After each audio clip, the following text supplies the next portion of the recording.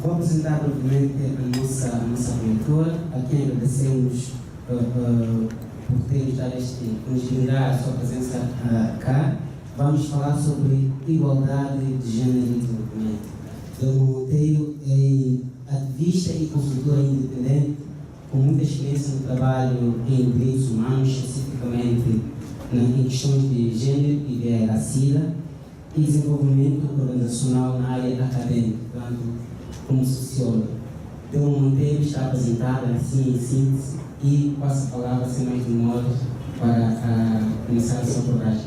Obrigado. Muito obrigada. É uma honra para mim ser convidada pelo Mosaico para estar aqui na Semana Social, na 5ª edição. Na verdade, um bocadinho distraída, apertada e com milhões de coisas, mas não resisti ao desafio que esse convite representava para mim. E então aqui estou para desafiar algumas ideias, para lançar algumas ideias contraditórias e, sobretudo, para pensarmos juntos. A plateia me amedronta, principalmente a fila dianteira, que tem os meus alicerces, os quais são fundamentais para a dissertação que farei aqui hoje. Enfim, falar de igualdade de género e desenvolvimento social representa para mim o desafio de questionar duas coisas. Até que ponto homens e mulheres têm contribuído para o garante do desenvolvimento social e igual? Essa é a primeira questão.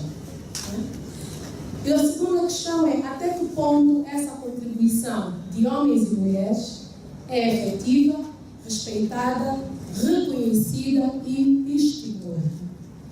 Então, é a partir dessas duas questões que eu vou, na verdade, sentar essa conferência que me é questionada, que me é solicitada sobre gênero e desenvolvimento social. E essas duas questões são respondidas muito facilmente através desses problemas matemáticos que nós estamos habituados a lidar com eles na primária, né? No ensino fundamental. E essa era a coisa que eu queria projetar. Mas eu vou ler para vocês o problema e depois vou deixar o desafio para nós acharmos a solução mais para o final da minha apresentação. Numa fazenda de 50 hectares, trabalhavam 100 pessoas, das quais 68 eram islâmicas e 42 católicas. Devido às divergências existentes entre estes dois grupos, o administrador da fazenda decidiu dividir a fazenda, deixando cada grupo apenas com 25 hectares. A terra deveria ser distribuída para cada integrante do grupo e cada um deveria produzir 75 quilos de bens agrícolas. A questão é, qual dos grupos produziu mais? Então eu vou deixar isso a marinar nas vossas cabeças para nós respondermos para o final qual dos grupos produziu mais, se católicos ou islâmicos. Nada a ver com a minha crença, né? Então, existe em Angola alguma discriminação institucionalizada, mesmo que inconsciente, do desempenho da mulher. Então, quando partimos de uma base discriminatória, dificilmente nós abrimos espaço para tão almejada participação, né, oportunidade de igualdade para todo mundo. Então, a base que existe institucionalmente é discriminatória. E quando eu falo institucionalmente, parto da primeira instituição social, que é a família. Na família, há uma discriminação, ainda que inconsciente, da mulher. Se a família tem poucos recursos e só pode meter uma pessoa na escola, como falou o nosso colega há pouco tempo, quem vai à escola não é uma mulher, é um rapaz. Por que a mulher é preterida? Porque tem responsabilidades familiares precoces muito grandes. Então a mulher tem que ver a vida da casa, tem que cozinhar, tem que acarretar água, tem que cuidar dos doentes se os tiver, tem que cuidar da criança se os tiver. Então há uma discriminação institucional desde a tenra idade. Na escola, se nós vemos os dados, e eu vou pedir desculpa porque ainda não tenho os dados do censo, então são dados bastante desatualizados, porque são dados de 2010, 2012, não é? Mas é com eles que eu vou mais ou menos usar para fazer essa comparação. Se nós olharmos em terra e idade, as estatísticas vão nos mostrar que as crianças que vão para a escola, dos 6 aos 11 anos, apenas 50% do coletivo de mulheres que existe, do coletivo de crianças, meninas que existe, apenas 50% vão à escola. Se nós olharmos para essa mesma faixa etária, 6 e 11 anos, essa taxa vai subir para 71%. Então, 50% do grupo de mulheres fica fora da escola contra quantos? 29% dos homens. Se já têm dificuldade de aprender matemática, física, por causa daqueles aspectos que o Dr. Pacheco frisou, vão ter ainda mais dificuldades quando o grupo é pequeno e nem todo mundo tem acesso. Então, já tem dificuldade do contexto, já tem uma dificuldade agravada pela pobreza e vão ter ainda uma dificuldade maior, que é a discriminação. O que isso tem a ver com desenvolvimento? Tudo. Se eu não tenho as ferramentas para lidar com o meu contexto, para contribuir nele, eu não vou ajudar esse contexto a desenvolver e eu não vou me desenvolver. E então, essas responsabilidades familiares precoces que as crianças meninas têm, as impedem de ir para o mercado de trabalho. Quando elas as impedem de ir para a escola, quando elas atingem os 16 aos 21 anos de idade, que normalmente na nossa sociedade é a altura em que começam a ter relações e a criar responsabilidades familiares. Se num casal de namorados adolescente acontece uma gravidez, quem deixa de estudar para ficar cuidar da criança?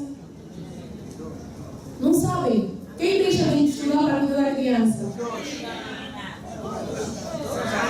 Os nossos amigos aqui estão a dizer que os dois. Isso quer dizer que eles cuidam dos seus filhos, pelo menos. Pelo menos eles cuidam dos filhos, não é? Então, normalmente, a menina deixa de ir para a escola, deixa de construir uma carreira. E então, no mercado do trabalho, quando virem com os concursos públicos que estão pendurados, têm determinadas exigências. Normalmente, quem vai estar habilitado para concorrer nesses concursos públicos? Os rapazes. Se o rapaz está habilitado a concorrer com o concurso público, tem maiores chances de ter um emprego formal. Quem vai liderar o mercado informal? As mulheres. Como é que ela vai competir de igual para igual na contribuição social com o rapaz que está formalmente empregado, que tem segurança social, que vai ter aposentadoria, quando ela é uma zongueira, é uma empregada doméstica, que não tem segurança social e nem que trabalhe a vida inteira, nem que trabalhe dos 15 aos 70 anos, nunca vai ter uma aposentadoria. Então, essa discriminação institucionalizada, que, repito, pode não ser consciente, vai debilitar a participação e a contribuição da mulher. Mas então, vocês vão me perguntar, mas nós pedimos para falar de gênero e igualdade e desenvolvimento social e vamos falar dos problemas da mulher. Falar de gênero não é falar de mulher, é falar de homens e mulheres juntos. Mas só podemos partir de uma avaliação da participação, da contribuição dos dois, se a base for a mesma. O que eu estou a tentar mostrar agora, até agora, é que a base, as expectativas sociais, quer de contribuição, quer de rendimento econômico, não devem ser as mesmas em relação a homens e mulheres, porque já partem de um contexto diferente. Não têm, a priori, as mesmas oportunidades. Então, isto vai debilitar a sua participação. Tem um outro aspecto muito importante que vai depois condicionar tudo isso. Ela vai crescer, vai constituir família, vai trabalhar, vai ter renda ativa, ainda no mercado informal, e vai poder contribuir para o sustento da sua família e vai poder contribuir para o engrandecimento da sua sociedade. Vai. Mas ela vai estar sempre questionando o seu valor real. Até que ponto esse contributo que ela oferece à sociedade é um contributo respeitado, é um contributo valorizado. E então, essa desigualdade que existe entre homens e mulheres, que é um dado certo, apesar de muitas pessoas insistem em dizer que homens e mulheres são iguais, não. Não são iguais, nem social, nem biologicamente, mas devem ter as mesmas oportunidades e devem ter os mesmos direitos. E não têm. No nosso contexto não tem, e muitos outros também não têm. Não têm nem os mesmos direitos, não têm nem as mesmas oportunidades. Quer no marco formal, quer no fórum formal, quer na vida prática. Então, o que isso vai condicionar na verdade? Se nós olhamos para as estatísticas, olhamos para a vida prática, olhamos para a contribuição real que homens e mulheres dão para a nossa sociedade, o que isso vai nos trazer? Qual é a fotografia que nós vamos ver? Vamos ver famílias lideradas por homens sobrecarregados, que não sabem o que é mudar a fralda de uma criança, porque nunca tiveram a oportunidade de experimentar isso. Vamos ter mulheres que nunca souberam o que é mudar uma lâmpada, porque aprenderam que isso é trabalho de homem. Vamos ter cidadãos deformados, porque não primamos por uma educação holística, integral. Saber lavar pratos, saber cozinhar, saber mudar a fralda de uma criança, também deve ser uma coisa feita por homens. E isso faz parte da sua formação integral. Um indivíduo completo. Saber mudar uma lâmpada, saber pregar um prego, saber, que mais? Mudar o óleo do carro. Isso faz parte da formação integral de uma mulher, uma cidadã completa. Então, nós não podemos contar com uma contribuição, contar com um desenvolvimento social, sem explorarmos no máximo as potencialidades de cada cidadão. E explorar no máximo a potencialidade de cada cidadão, eles dar as oportunidades que os dois merecem, quer homens, quer mulher, e experimentar, desafiar isso ao máximo para que possam se desenvolver. Quando o cidadão consegue abraçar todas as oportunidades que tem no contexto para o seu desenvolvimento pessoal, consegue perceber quais as necessidades que o contexto tem, percebe definir qual o seu contributo para o desenvolvimento social.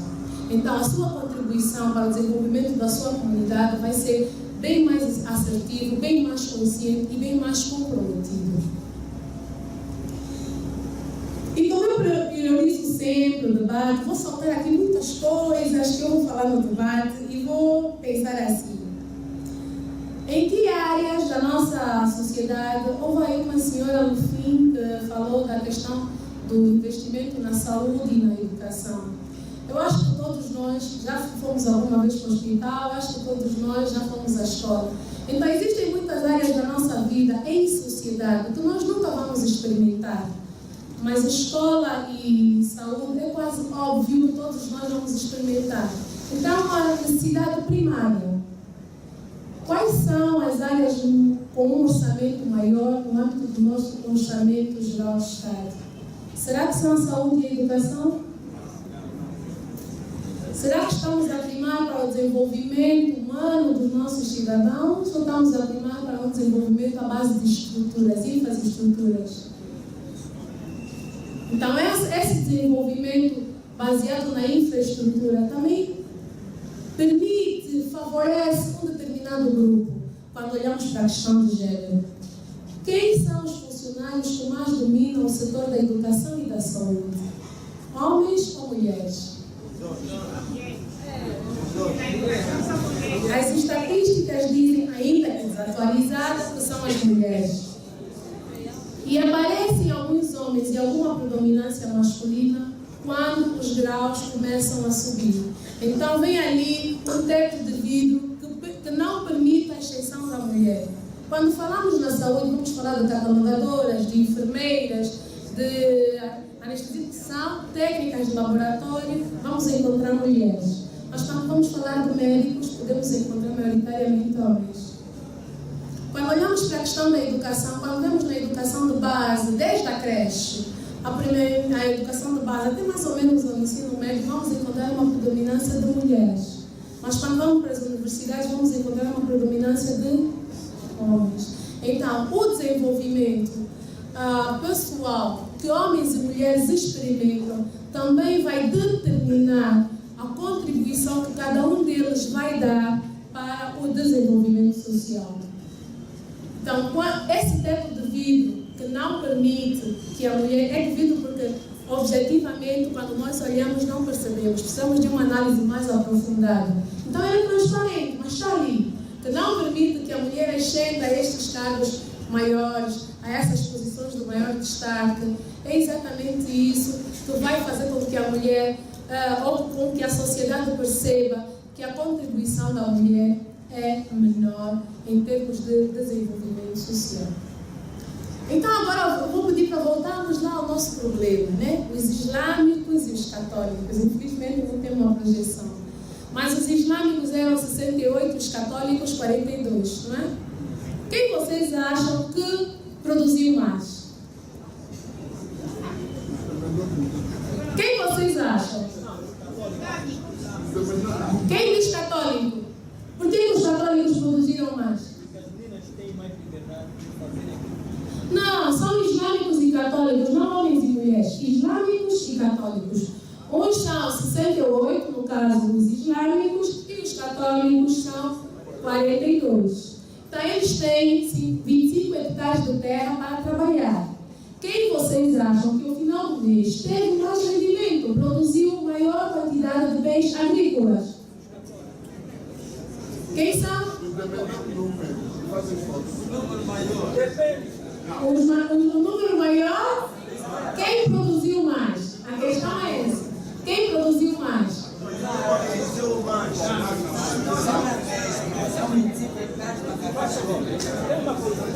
Sim. Por favor, vamos ouvir aqui a contribuição. Se pudermos analisar com mais profundidade, não é assim de uma forma quase empírica.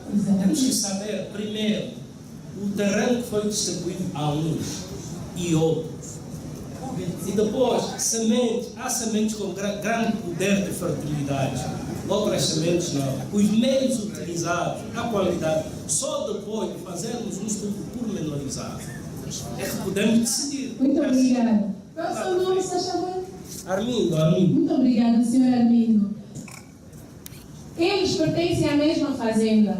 Então, o material que eu tenho, a quantidade de semente, tudo é igual. Quem produziu mais são os islâmicos. Os islâmicos eram 68 pessoas para trabalhar 25 hectares.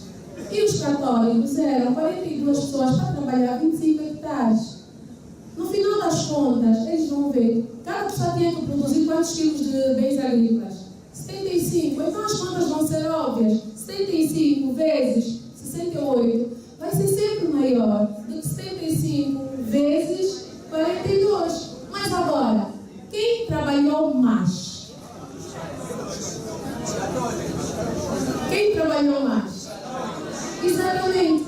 Enquanto os islâmicos tinham 3 pessoas para trabalhar por 1 hectare, os católicos tinham 2 pessoas para trabalhar por 1 hectare.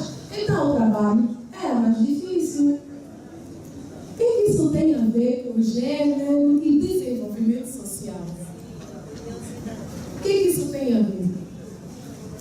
Nós ainda temos, até prova contrário, a maioria da população feminina. E a maioria da população feminina continua a ser relegada para setores de baixa importância.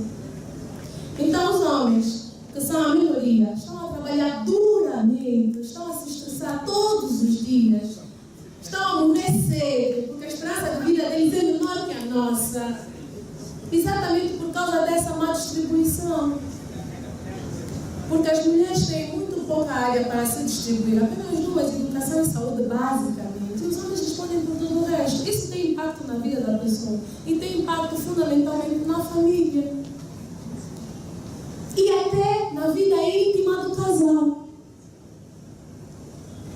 Quando o homem chega em casa estafado, porque trabalhou o dia todo, porque teve que dirigir uma empresa, e a mulher já chegou em casa mais cedo, já prontos, com a ida da casa, com a porta está habituada, os problemas mais ou menos conhecidos. Então, a mulher e o homem conseguiram gastaram durante o seu dia, a sua vida laboral, diferente carga de energia. Tem diferente predisposição para falar de problemas familiares. Tem diferente predisposição para uma noite amorosa. Então, até isso, até essa divisão de trabalho, até essa expectativa, até essa distribuição diferente entre homens e mulheres, tem um impacto profundo na vida de cada família. E tem contribuído, apesar de as pessoas não terem feito essa análise, ainda não fizeram no nosso contexto, mas a nível do mundo foi feito um estudo, tem contribuído para o aumento dos divórcios. Porque as pessoas percebem e lidam com assuntos diferentes e começam a se ver cada vez mais diferente.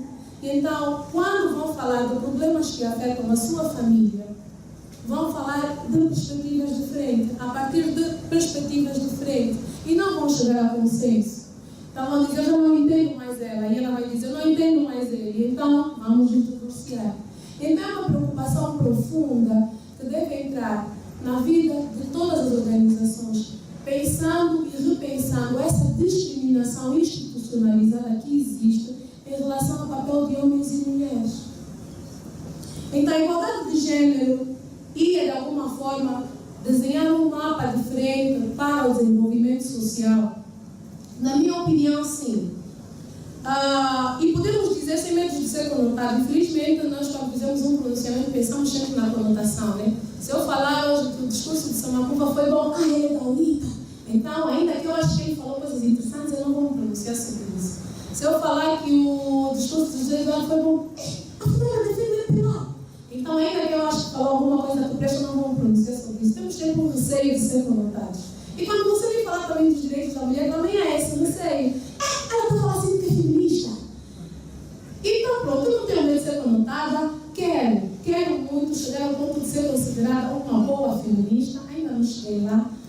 Mas para esse aspecto nós podemos falar sem medo de errar e sem medo de ser conotados. A igualdade de gênero vai permitir que homens e mulheres tenham um espaço para desenvolver-se como pessoa de uma forma mais integral, mais holística. E isso eu já vos falei, né, do papel de gênero. Quem faz isso, quem faz aquilo, quem traz os provimentos para casa, quem faz o papel reprodutivo, quem faz o papel produtivo. Então, se nós olharmos para essa questão de uma maneira mais igualitária, com igualdade de oportunidade, homem e mulher a sair de manhã de casa para ir trabalhar, se alguém tem que acordar às 5 da manhã para preparar o almoço, para deixar alguma coisa feita, os dois podem dormir até às 6, acordar os dois às 6 e dividir o trabalho. Então, 1 hora de trabalho para cada um vai dar 2 horas de trabalho para uma pessoa só, né? Os dois vão sair de casa mais relaxados, os dois vão voltar mais relaxados, os dois vão participar da lida, do cuidado da sua família e ambos, exatamente assim que eu queria e ambos vão estar mais predispostos para discutir, para planear, para pensar junto e fazer juntos. Então tem um impacto significativo, sim, igualdade de gênero. Vai maximizar o aproveitamento dos recursos de um país, e estou a falar de recursos humanos, influenciando a migração de homens e mulheres para outras áreas da atividade econômica. Nenhum homem vai ter medo de ser cabeleireiro, porque vamos chamar de homossexual. Nenhuma mulher vai ter medo de ser mecânica e vai acreditar que pode fazer o trabalho bonito sendo mecânica. Então vai estar a potencializar as habilidades de cada um, né? Eu me lembro quando eu era criança, eu falava sempre, quando eu crescer eu quero ser bombeiro. E logo depois eu ouvia, isso é profissão de homem. Quando eu crescer eu quero ser bombeiro, isso é profissão de homem. Esqueci. Hoje eu não sei se eu mudei de ideia ou se me fizeram mudar de ideia, mas bombeira não sou. Não sou bombeira, definitivamente bombeira não sou. Mas eu achava o máximo ser bombeira. Ainda acho o máximo, já não, mas não quero ser. Então, talvez se eu fosse uma bombeira, eu ia fazer, essa é a coisa que eu ia fazer com maior especialidade na vida. Eu ia ser tipo a melhor bombeira do país. Porque eu ia estar exatamente a maximizar as possibilidades de eu fazer alguma coisa, exatamente porque me sai do fundo da alma e não porque é coisa de mulher ou coisa de homem. Então eu ia estar a explorar no máximo as minhas potencialidades, né? Então a igualdade de gênero vai nos permitir isso, que cada indivíduo explore no máximo a sua potencialidade. E quando isso acontece, ele consegue dar um contributo mais efetivo à sociedade, à comunidade em que ele participa. Vai abrir espaço para maior equilíbrio familiar e, consequentemente, maior equilíbrio social. Se as famílias estão bem estruturadas, se há equilíbrio, se os dois trabalham e trazem renda ativa para casa, os dois vão construir juntos uma família melhor, vão construir juntos uma família mais equilibrada, quer em aspectos econômicos, quer em aspecto educacional e quer em aspectos de equilíbrio emocional. Então, a igualdade de gênero também vai permitir isso. E a igualdade de género vai fazer com que as estruturas públicas são desafiadas a prover cada vez mais e melhores serviços para a população, reconhecendo e valorizando cada vez mais a área da saúde e da educação. Então são algumas vantagens que a igualdade de género vai nos trazer no âmbito de uma contribuição efetiva para o desenvolvimento social. Então tem uma frase que eu queria terminar. Vai maximizar ainda a ideia de que desigualdade de género é uma injustiça social e um travão para o desenvolvimento sustentável.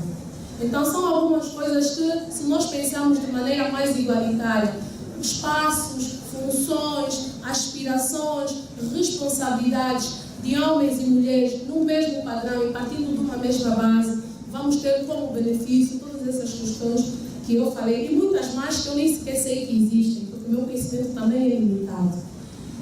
Então, para terminar e dar espaço ao debate, eu queria dizer assim: nunca quem corre com uma perna vai ganhar a corrida para quem corre com duas. Então, se nós continuamos a trabalhar e a fixar o nosso desenvolvimento e desenvolvimento em termos de estrutura na pessoa do homem, nós vamos estar a correr sempre com uma perna e vamos deixar para trás o nosso maior potencial. Não porque vale mais, mas porque é a maioria. A mulher ainda é a maioria.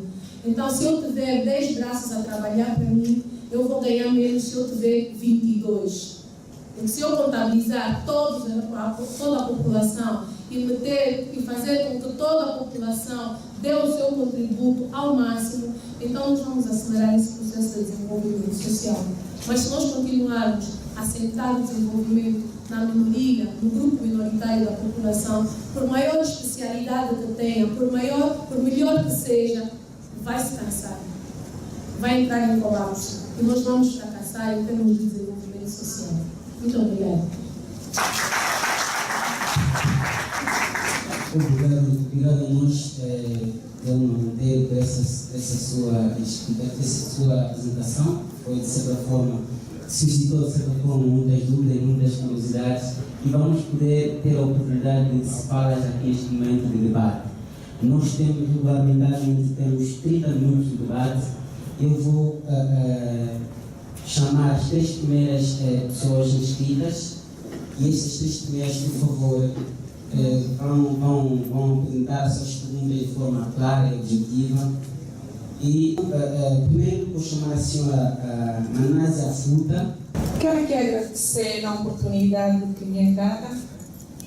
Como estudante e como cristã, primeiramente me baseio naquilo que é o livro dos livros. Em 1 de Coríntios, capítulo 11, versículo 11 e 12, diz: todavia, nem o varão é sem a mulher, nem a mulher sem o varão do Senhor. Porque como a mulher provém do varão, assim também o varão provém da mulher. Mas tudo vem de Deus. Amados, é claro, falar de gênero, estamos a relacionar a diferença entre homens e mulheres. Mas devemos ter em conta quer os princípios bíblicos, como também os princípios culturais. E, sendo cidadã angolana, nas províncias há um respeito profundo pelos mais velhos. As mulheres, sobretudo, sacrificam a favor da sua família, a favor dos seus esposos. Eu aqui queria saber dos irmãos que princípio devemos acatar.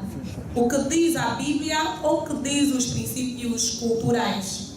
Obrigada. Nossos pais, nossos irmãos, os filhos, há certos problemas porquê? Porque os pais ou as nossas mães não têm a oportunidade que os nossos pais têm. Porque há coisa, em casa já está separado, o pai diz que a mãe não pode fazer isso ou o pai não pode fazer aquilo e vice-versa. Então, e também há mulheres que dizem que eu não posso ter um homem que não trabalha, só o homem deve trabalhar. Então, se quando casam é um só corpo, uma só carne, por que a esposa não pode ajudar o marido? Porque hoje estão a ver aqui, eu creio que aqui chegou senhores ou senhoras que viram ser os seus parceiros. Eu acho que, vendo que na nossa lista de programa tem um tema que fala acerca da nossa família, igualdade de gênero, igualdade de oportunidades. Cada senhor que já tem o seu parceiro devia trazer aqui o seu parceiro para aprender mais como lidar com essas situações nos lares. E isso aqui não acontece, porque hoje já vi senhoras, quando trabalham, o marido em casa passa mal, deixa de ser marido para filho. Agora, a senhora Delma Monteiro estava aí a dizer, falou muito bem dos dois gêneros, e também disse, nós quando falamos alguma coisa, quando queremos falar de uma coisa, ficamos com medo de falar, com medo de ser conotado. Agora, sem medo de ser conotada, a senhora Delma vai me dar uma resposta acerca das senhoras que tratam do esposo como filho quando o esposo não trabalha. Obrigado. Obrigado. Primeiro quero dizer, tenho uma lágrima no olho. Quando as mulheres quiserem ser como homens, vão fazer bombas, vão matar os filhos, será o pior de tudo. Sim, as mulheres de facto são aquelas que têm aquele valor. A minha preocupação é a seguinte: dizia da discriminação, falava da discriminação quase que constitucionalizada. E eu segui institucionalizada. E eu, se calhar, dizia uma discriminação quase que natural, por causa do nome de um peso cultural. Mas agora, o que é que estariam a fazer as mulheres, mais ou menos um bocadinho já no aranha-céu, pensando naquelas mulheres que não respeitam a sua dignidade? São elas que são expostas quase nuas, são elas que provocam os homens pelas ruas, são elas que não sabem como é que se vestir e depois querem que sejam tratadas como tais. E se a mulher é aquela mulher que foi tirada dentro do coração do homem para ser amada. Gostava primeiro de dizer muito obrigada e parabéns pelo tema e pela forma como aborda este tema.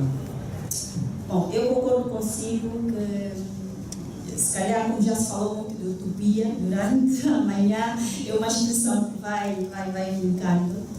Seria mesmo uma utopia falarmos de igualdade entre homens e mulheres. Igualdade plena não existe e nem vale a pena sequer sonharmos com isso. Mas, ainda assim, eu acho que é possível, sim, fazermos esta igualdade funcionar, né?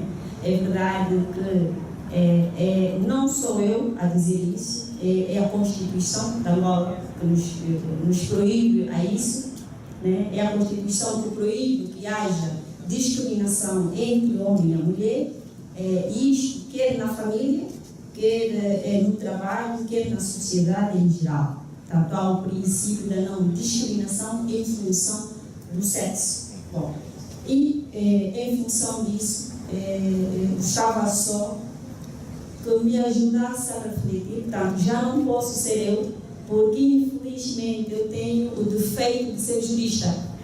E é um defeito porque sempre que se coloca essa questão, sempre que sou eu a falar sobre essa questão, é a tal coisa, bom, vocês têm a mania de ser juristas e encaram.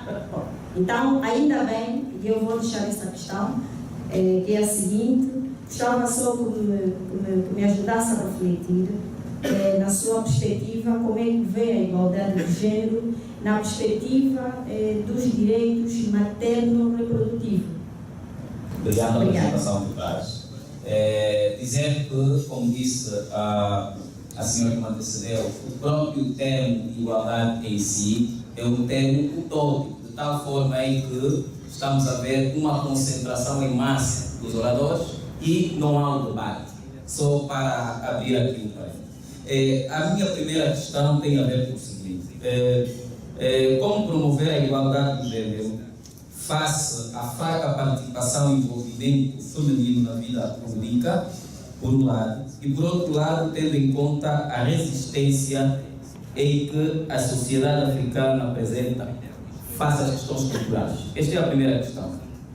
A segunda questão gostaria antes de trazer aqui um pensador africano, que é Jean-Paul Paulard, que considera que a cada vez que nos aproximamos mais a modernização, a globalização, corremos sempre o risco de perder traços nossos.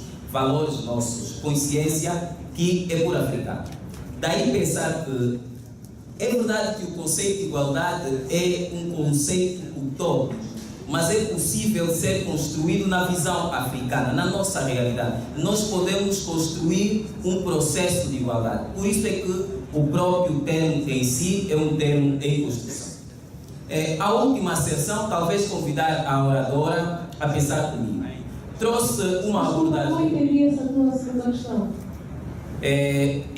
Qual é a questão afinal? Na verdade, queria trazer uma contribuição. Vou agora entrar na segunda questão. Tá bom. A contribuição entendi. Só não entendi se aí também havia alguma questão. Não. Pode continuar então. Dizer que a nossa oradora trouxe uma abordagem do desenvolvimento, do papel da mulher no desenvolvimento social, que me parece ser, de alguma forma, muito fechada. Veja, se olharmos para a pirâmide educacional do país, vamos notar que mais de 70% dos angolanos não têm o nível médio. Se partirmos desse pressuposto, estamos a falar que homens e mulheres não têm essa formação média. Podemos ainda olhar para dados econômicos. Vamos ver que boa parte da produção econômica da Angola não é feita por doutores, por gente licenciada. Aí vem a minha preocupação. Se há mães que mesmo sem a segunda, terceira, quarta classe conseguem formar doutores, médicos, engenheiros, arquitetos, etc., será que estas senhoras não dão nenhuma contribuição ao desenvolvimento da sociedade? Parece-me que dão mais do que aqueles que estão ali produzindo. A lavar, a engomar, a cozinhar, porque nós já sabemos que elas fazem. Então, quando elas começam a trabalhar, e às vezes podem até ganhar mais do que os homens, se elas continuam a lavar, a engomar, a cozinhar, o homem também tem que continuar a fazer isso. Quer o cuidado da casa e dos filhos, quer a responsabilidade de sustentar a família. Então, é isso que se passa. Por que elas, quando trabalham, ganham mais, os maridos deixam de ser maridos e passam a ser filhos? Essa é a segunda questão que o Cristóvão nos coloca. Os maridos não deixam de ser maridos e passam a ser filhos. O que acontece é que elas simplesmente repetem o que outras mulheres ou o que elas mesmas viviam quando não trabalhavam. Porque o mais normal que nós assistimos na nossa sociedade é o marido a ofender a mulher, a bater a mulher, a fazer coisas que, pronto, nem vão me permitir a liberdade de fazer o que eu faço nas minhas palestras frequentes, exatamente por causa da plateia, mas que nós assistimos todos os dias e achamos normal. Que é normal, o marido, ai, dá uma chapada ontem, é normal, o homem é mesmo assim. Mas ai um dia que a mulher dá uma chapada no homem, ninguém vai dizer que é normal. O quê? Te bateu? É porque ele é que ganha mais do que você. Então, a questão que se coloca é exatamente olhar para a questão. Como o homem trata a mulher quando ganha mais, quando é o provedor. E porque é um processo de socialização, a mulher aprende. Então, quando ela também ganha mais e é a provedora, ela vai repetir exatamente o mesmo. Nós somos humanos, nós repetimos os erros. É muito difícil, mesmo nós cristãos, é muito difícil alguém nos fazer mal e nós retribuímos bem. É muito difícil. É um desafio muito grande, até para nós cristãos. Quando nós temos a oportunidade de devolver, vamos devolver. E às vezes podemos até nem devolver, mas tipo, eu vou lhe deixar ele sofrer até ele lembrar que um dia eu estive nessa condição e ele não me ajudou. Então a questão é essa. Não é que a mulher, quando ganha mais, quantas mulheres, vamos ser honestos, na nossa sociedade ganham mais do que os seus maridos? É uma ínfima parte. Quantas mulheres batem os seus maridos? É uma ínfima parte. Todo mundo sofre violência na nossa sociedade, é óbvio. Mas que tipo de violência a mulher sofre? Que tipo de violência o homem sofre? Né? O homem, se a mulher em casa lhe falar cala a boca, é motivo de surra. Ela me faltou respeito, vão fazer reunião familiar e a família vai dar razão ao marido, porque você não deve dizer ao teu marido cala a boca se a mulher falta de respeito. Mas de certeza que esse marido, se ouvir cala a boca da sua chefe, não vai lhe bater. Sabe por quê? Porque ali a questão não é a falta de respeito, é o meu emprego. Se eu bater na chefe, sou demitido. Então o que nós temos que colocar é isso. A relação do poder que existe nas relações é que vai determinar o comportamento dos envolvidos. Então, quando você ganha mais, você tem dinheiro, você faz isso comigo, quando eu ganhar mais e ter dinheiro, eu vou fazer exatamente o mesmo contigo. isso e vamos ser realistas, não é? Ok. João Guerra, discriminação natural, pensando nas mulheres que não respeitam a sua dignidade. Ok. Discriminação não é institucional, é natural. O que é uma coisa natural? Uma coisa que nós nascemos com ela. É natural de eu ter 5 dedos. Não é? É natural de eu ter boca, nariz, de eu ter tudo isso que vocês veem aqui. Mas não é natural, de maneira alguma, até uma ser subordinada. Não é natural. Não é uma coisa que eu nasci com ela, condição de submissão. É uma coisa socialmente construída. Então não existe essa de discriminação natural. É uma coisa aprendida e é uma coisa institucional. Alguns casos inconsciente, é verdade, mas normalmente é uma coisa construída socialmente, não é natural. Então vamos deixar de naturalizar as coisas. É natural o marido bater na mulher, é natural a mulher ser submissa. Não é natural. É uma coisa socialmente construída. No processo de socialização na escola, na família, nos ensinam a viver e a estar socialmente nessa posição. Ok? As mulheres que não respeitam sua dignidade. Quem hoje viu uma mulher sem blusa? Faz favor, levanta a mão. Quem hoje viu uma mulher sem blusa? Quem hoje viu um homem sem blusa, sem camisola? Quem hoje viu um homem sem camisola? Não saíram, ok. Eu a caminho daqui, eu moro em Viana. A caminho daqui, cruzei com muitas jogueiras, muitas cheiras do mercado da estalagem. Todas elas estavam vestidas, umas rotas, outras com os panos furados, mas todas vestidas. Encontrei também muitos homens, a maioria sem camisolas, roboteiros, né? Com tronco nu. Então, quando a mulher exibe alguma parte do corpo, é vergonhoso. O corpo da mulher deve ser preservado, guardado, para. Mas quando o homem o exibe, é motivo de quê? É sinal de quê? Virilidade. Então, a sociedade está habituada constantemente a reprimir o que vem da mulher e a aplaudir o que vem do homem. Então, não é verdade que se houver uma mulher com um decote acentuado, é um homem, eu vou ficar excitado, por isso eu não vou estar aqui, porque está me perturbado para tirar a concentração. Como também não é verdade que se houver um rapaz com um calção curto ou sem camisola, também vou ficar excitado e não vou estar aqui porque vai me perturbar. Não é? Nós temos que saber exatamente, olhar para as questões de maneira desapaixonada e real. Foi-nos educado que o homem não deve resistir. Se vê uma mulher mostrar uma das partes íntimas, porque se ele resistir, não é homem. É essa a ideia que se tem.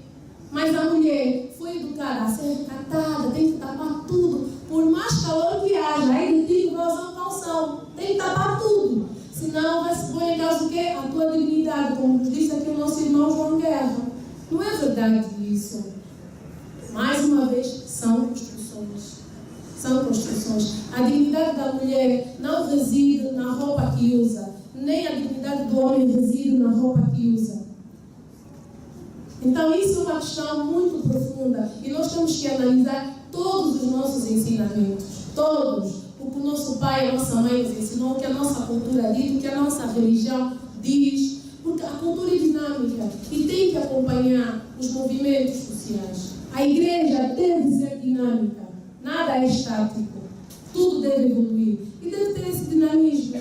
Então a ideia de que se a mulher tem um decote indecente, deve se questionar a sua dignidade, deve também ser aplicada ao homem que anda sem camisola na rua, porque mostrar os costos, não é? Então esse é o padrão, esse deve ser o padrão, isso quer dizer igualdade de oportunidade. Se o homem pode manifestar quando tem calor, deixa a mulher também manifestar. Ok? Em relação à Rosa Guerra, igualdade plena, impossível. Como vê a igualdade de gênero na perspectiva dos direitos maternos e reprodutivos? É assim, quando se fala em igualdade, ou quando se falava nos anos anteriores da emancipação da mulher, é preciso nós termos atenção em muitos aspectos, é preciso ter cuidado. A última coisa que eu quero na minha vida é ser igual ao meu marido. A última coisa que eu quero é ser igual ao meu marido. Porque é exatamente essa diferença que faz a complementariedade. E eu quero manter isso. Agora, em hipótese alguma, o meu marido pode sair de casa para ir trabalhar e eu não. Então eu quero ter igualdade de oportunidade, eu quero ter igualdade de direito. Mas ser igual, igualdade plena, é negar a minha estrutura biológica. E isso eu não posso fazer. Isso eu não posso fazer. Então, existe uma diferença muito profunda entre esses dois seres. Por isso é que são diferentes, homens e mulheres. Não é? Que é exatamente essa diferença biológica, essa diferença física. E que tem toda uma explicação científica, biológica, religiosa, da complementariedade, da necessidade de multiplicação da raça humana, da continuidade, da prosperidade, tudo isso. E exatamente por esses aspectos, eu não quero ser nunca mesmo igual ao meu marido. Mas isso não pode, de maneira nenhuma, cercear a minha liberdade, limitar os meus sonhos. Eu tenho esse direito. Em relação aos direitos materno-reprodutivos, eu vou-vos contar aqui uma faceta da minha vida que eu gosto muito de falar. Quando eu estava grávida, a minha primeira filha, eu não estava assim muito contente, não acreditei que essa gravidez veio no melhor momento da minha vida. Eu estava sempre muito para baixo. E o meu marido fazia questão de me acompanhar as consultas e tudo o resto. Sempre que ele estava disponível, sempre que ele tinha folga no trabalho, ele ia comigo às consultas. Não, eu fazia consulta no Hospital Augusto Ndambulo. Normalmente, quando eu ia à consulta, eu tinha que sair de casa às 6h30, 7 horas do máximo, para pegar a ficha.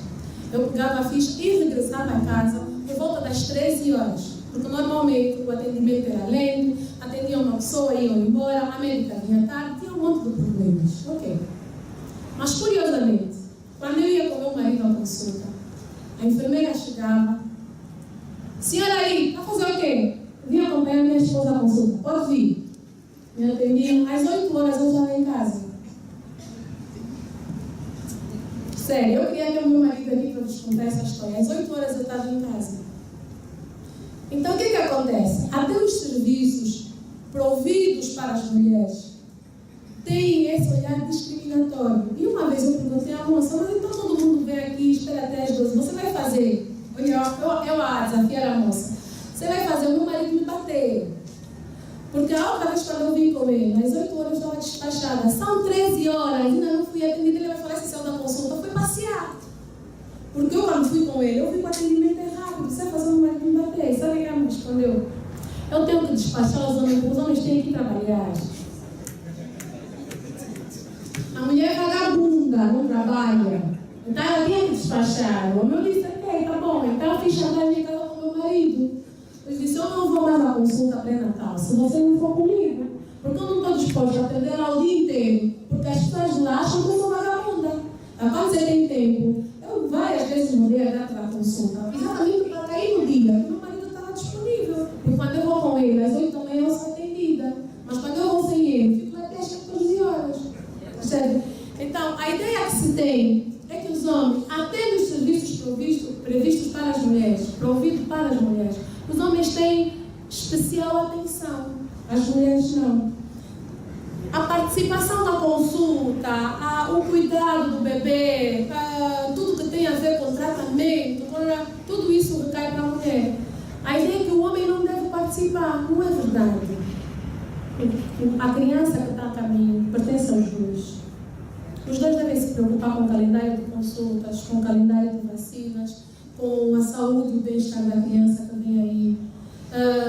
Se tem infecção urinária ou não, os dois devem fazer tratamento. Tudo isso. Então, os direitos que são providos para a mulher no âmbito da materialização dos direitos maternos e reprodutivos devem ser abrangentes. Devem incluir também o homem. E mais, é uma coisa que aqui ainda não acontece, mas nos outros países já acontece. É uma situação, é uma coisa muito grave. Eu até hoje eu já disse: se um dia eu voltar a fazer um filho, eu não vou nascer, não vou tê-lo aqui em Angola. Privarem os homens, privarem os pais de participarem no momento do nascimento do bebê. É uma coisa que todos os homens deviam saber como acontece. Deviam ver, deviam experimentar. O momento de trazer à vida, trazer à luz uma criança. Então, a questão dos direitos, Rosa, ainda é muito pouco vista e é vista de uma maneira muito deficiente, porque os serviços são providos para as mulheres, contam com o atendimento para as mulheres e não incluem de maneira alguma os homens. Mas a vida materna e reprodutiva de uma família não é responsabilidade só da mulher. É responsabilidade dos dois e os dois devem estar envolvidos. Ok? O senhor Bruno, como promover a igualdade de gênero tendo em conta a fraca participação da mulher e a resistência cultural. Não sei se tem mais alguma coisa que eu devo acrescentar, que ainda não disse. Querido Bruno, a mulher foi ensinada a não participar ativamente. A mulher foi ensinada a fazer sim, senhor, sim, entendi. É assim que ela foi ensinada, é assim que ela foi educada. Então, trabalhar a fraca participação dela não vai ser em um dia, não vai ser em um ano. Vai levar também um processo histórico, tal como levou um processo histórico a sua aculturação nesses moldes. Então, temos que ser pacientes. Vai levar tempo. Não vai ser um estalar de dedo. Não é? E a questão cultural, a resistência cultural, é o que eu já disse, a cultura tem que ser dinâmica. E temos sempre que ser proativos, ser pessoas de bem, pessoas justas, ao ponto de questionar o que é que na nossa cultura, o que é que nos nossos ensinamentos deve ser preservado e o que é que deve ser mudado. Não é? Um exemplo bom dessa questão da cultura que eu tenho, que eu sempre dou, é a questão, por exemplo, da circuncisão. Culturalmente, já ouviram falar aqui, acho que todo mundo já ouviu, né, falar, irmãos de sangue, né? Eu não sabia o que significavam irmãos de sangue, mas então fui atrás, procurando o que significavam irmãos de sangue. E descobri que irmãos de sangue eram grupos de jovens, né, que eram circuncisados na mesma altura, numa aldeia, numa comunidade e tudo o resto. E por que eram chamados de irmãos de sangue? Porque a faca, a lâmina que usavam para circuncisar um, é a mesma que usavam para circuncisar os outros. Então eram considerados irmãos de sangue. E é um aspecto cultural muito forte. E as pessoas quando apresentavam, esse é meu irmão, você não conheço o pai desse, então teu irmão como? Ah, não, é meu irmão de sangue. Está explicado. Um consenso, irmão de sangue. Mas então depois nos defrontamos com o desafio do HIV. Como manter essa ideia de irmão de sangue? Vamos deixar de fazer a circuncisão ou vamos adaptar esse processo? Até porque, até mesmo para lidar com o VIH-Sida, a circuncisão se mostra como um aspecto de grande importância porque atua como preventivo. Então, como vamos lidar com isso? Vamos esquecer isso? Não, vamos adaptar. Agora, para o momento de circuncisão, os jovens são selecionados na aldeia, vai todo mundo junto, mas cada um com a sua faca. E guarda essa faca, essa lâmina, como lembrança desse momento crucial da sua vida, da passagem da adolescência para a idade adulta. Não vamos deixar de fazer a circuncisão, que é um dado cultural, e que até é questionada a sua masculinidade, se é homem, se não é homem, mas vamos fazer de maneira a prevenir, de maneira a lidar, de maneira segura com os desafios do contexto. Então, tudo isso para dizer o quê? Que tudo na nossa cultura, tudo nos nossos hábitos e na nossa tradição pode ser adaptado e deve ser adaptado face aos desafios do contexto. Okay? Outra questão que o senhor Bruno nos coloca é que 70% da nossa população não é alfabetizada, não é? E vou pegar nisso, 70% não é alfabetizada, ok. Mas dentro desses 70%, 41% são mulheres e o restante são homens. Então já está desigual, ok?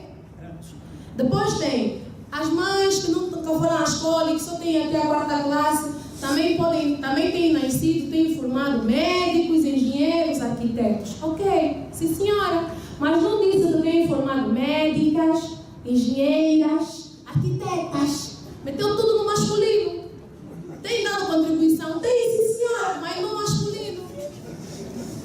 Então eu quero também a formação de médicas, arquitetas e engenheiras. É isso que nós temos que abrir os olhos e ver. Se nós continuamos com uma lente fechada, sem conseguirmos abrir e ver o que está do lado, vamos continuar a correr com uma só perna. Precisamos usar as duas e usá-las com força, com vontade e com segurança, sabendo que as duas vai nos levar efetivamente para um desenvolvimento mais equilibrado. Muito obrigada.